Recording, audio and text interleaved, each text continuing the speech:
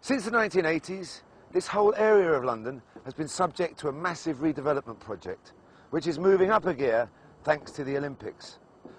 And as you can imagine though, these huge changes will produce some losers along with the winners, with some people fighting to preserve their way of life. Sadie 9 reports. Away from this somewhat bleak industrial area in Hackney Wick hides a little gem. Just across the River Lee is Manor Gardens Allotments. One might say it is a plot of gold.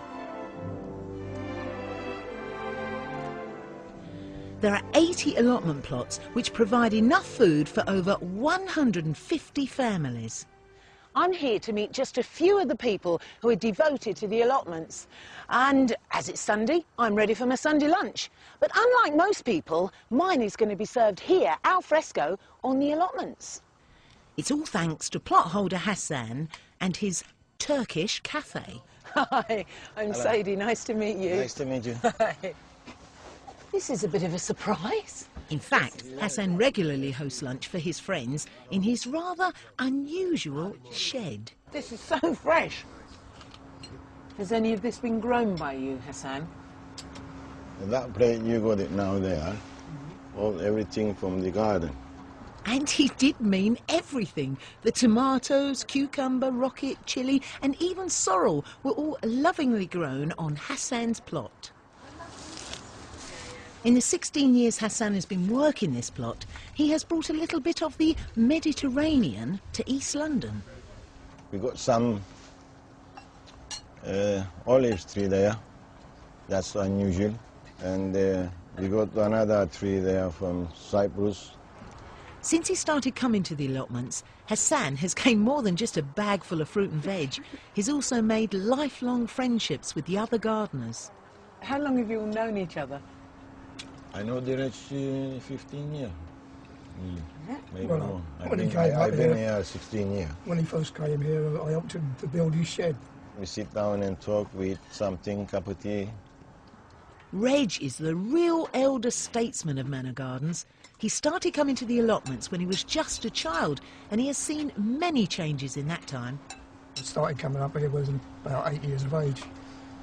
What, you came up with your father, did you? Yeah, yeah. Well, I started coming up here before the war with him, and then during the war we got moved off of here, and the army took this site over. When I first started coming up here, it was all the like East End of London people, like, you know, dockers and all that sort. Reg can remember the man who made all this possible. Local wealthy landowner Major Villiers gave away some of his estate to be used as allotments by people in the area. He told us that these plots would go on in perpetuity. He said, you'll never be thrown off of here, you'll be here forever.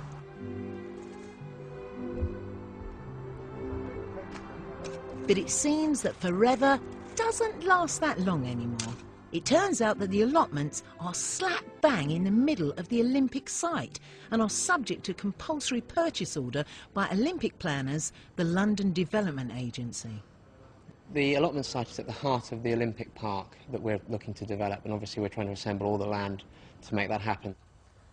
Far from losing the plot, the gardeners here are happy to take on the LDA and stop their plans to bulldoze this site. The Manor Garden Society are meeting to discuss the next step of their campaign. Well, they've got to be made to feel, I think, that it's going to be incredibly embarrassing if the first stage of this whole thing is the demolition of this place. It's not something that can just be picked up and plonked down somewhere else. The London Development Agency have offered them an alternative site, but moving locations isn't as simple as it sounds. They want us off of here by March, so we can't plant anything now that we would want to harvest, let's say, around March and April time. 20, 30 years, I think, you might start to get something a bit like this. We have something that's very human, this rich mix, that's very complex, you know. The new site will only be available for 6 or 7 years, and then they'll have to move again. The plot holders would prefer to find a permanent solution before Manor Gardens is gone forever. If they can come up with something that is a compromise, they'll put that to the members. We're not anti-Olympics, you know, we think it's great, some bits of this area need regenerating, But let us be part of that. Unfortunately, it won't be possible to incorporate the allotments with the Olympics, and in fact it won't be very desirable because this will be a large building site for a period of 7 years, and then we'll be looking to introduce new allotments in 2013. Now, we haven't got any firm proposals about that at the moment, but we will be getting planning permission for this increased provision of allotments. There's all this kind of talk about Green Olympics, and yet they're taking out the greenest thing they've got. But it's not just the environment that will suffer. The allotments are a meeting place where the local people are united simply by their love of the land.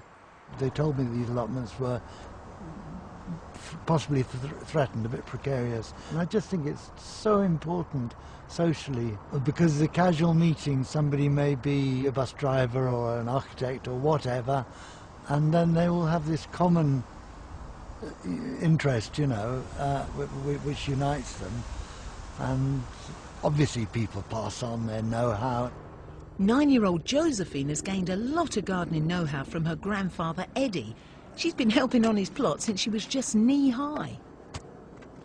I know most of the people down the place. I just like how the idea to make your own crops. It teaches you about different kind of food and what kinds are they, from like different potatoes and normal potatoes. And I think it saves a lot of money growing your own crops. I'm fascinated. Can I have a go? Can I help at all? Yeah, of course, yeah. Oh, brilliant. Thank you very much. I'll have to watch. You'll have to teach me. How do we do it, Eddie? Normally we use a fork with put the fork back here at the moment. Right, I'll have a little go, shall I? Oh, yes, I can see some potatoes. Oh, look at that. My first ever potato. Look at that. Have you got your own children interested? We're friends. They used to come over every weekend, and like on a Friday night, they all says, you know, some night, 6, 7 of them, they says, are we going camping tonight, like, you know, spend the night here? It's like one big family. Like one big family. You know? Now, it sounds to me like with the barbecues and with the sheds and with the tree houses, these are more than allotments. Yeah. This is a way of life. These are your gardens. Tell you something, this is like a second home over here, like, you know, it's, We've had moments in this campaign where the plot holders have all seemed to sort of be drifting off and losing interest, and, you know, suddenly they've all kind of come back together and got fired up again. We have got through 2 world wars. You know, we've survived those. It's an act of vandalism, very short-term thinking to just delete it. These people have shown me that it's much more than fruit and veg which is being cultivated here. It's the friendships between the allotment owners. And these, as you can imagine, cannot easily be uprooted and replanted elsewhere, any more than Hassan's beautiful fig tree can be. So I'd like to take a moment and enjoy this calm and beautiful place and raise a toast to all the Manor gardeners. May your future be fruitful, whatever it brings. Cheers.